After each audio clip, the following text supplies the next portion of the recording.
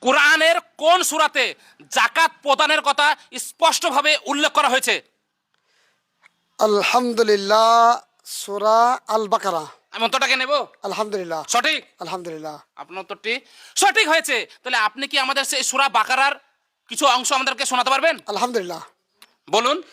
আউযু বিল্লাহি মিনাশ শাইতানির রাজীম।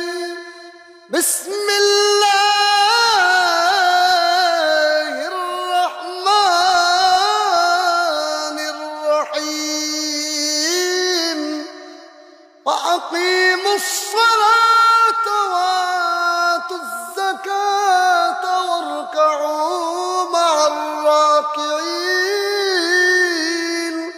أتأمرون